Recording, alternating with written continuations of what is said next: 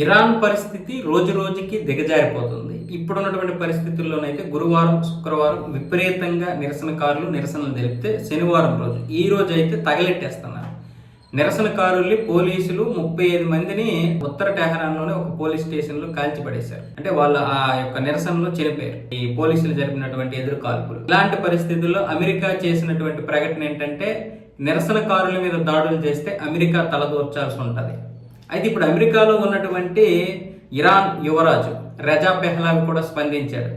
నిరసనకారుల్ని రక్షించాలి, ఉద్యమకారుల్ని రక్షించడానికి ఇప్పుడు అమెరికా సరైనటువంటి నిర్ణయం తీసుకోవాలి, ట్రంప్ సహాయం చేయాలి అని ఒక ప్రకటన విడుదల చేశారు. ఆయన ఇచ్చినటువంటి పిలుపు మేరకు కూడా ఇక్కడ చాలా మంది ఉద్యమకారులు అయితే ఇక్కడ నిరసనలు చేపట్టారు. ప్రభుత్వానికి వ్యతిరేకంగా ఆయనకి సపోర్ట్గా కూడా నిరసనలు అయితే కొనసాగుతున్నాయి. ఇలాంటి పరిస్థితుల్లో అమెరికా చేసినటువంటి స్టేట్మెంట్ల ప్రకారం కూడా నిరసనకారులు మరింత రెచ్చిపోయారు.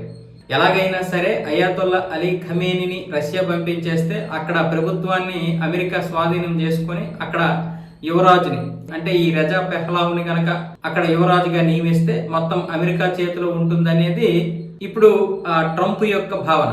అలా చేస్తే 2 విధాలుగా లాభం. ఒకటేమొచ్చేసి ఇక ఎప్పటికీ కూడా ఇరాన్ మన చేతుల్లో ఉంటుంది.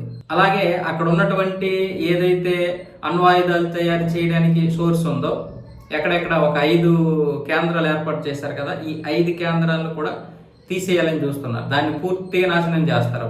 అలాగే ఇజ్రాయెల్కి కూడా ఇక ఎటువంటి భయం ఉండదు మొత్తం వాళ్ళ చేతిలో ఉంటే కనుక. అప్పుడు రజా పెహ్లావి కూడా ఇంతకుముందు ఏదైతే వాళ్ళ నాన్న వాళ్ళ తాత పరిపాలించారో ఆ విధంగా పరిపాలిస్తారు. అంటే మహిళలకి పూర్తి స్వేచ్ఛ ఇచ్చి, అమెరికాలో ఇప్పుడు ఏ విధంగా అయితే ఒక స్వేచ్ఛ ఉందో ఆ విధంగా స్వేచ్ఛ ఇచ్చి పరిపాలిస్తానని కూడా మాటిస్తున్నాడు.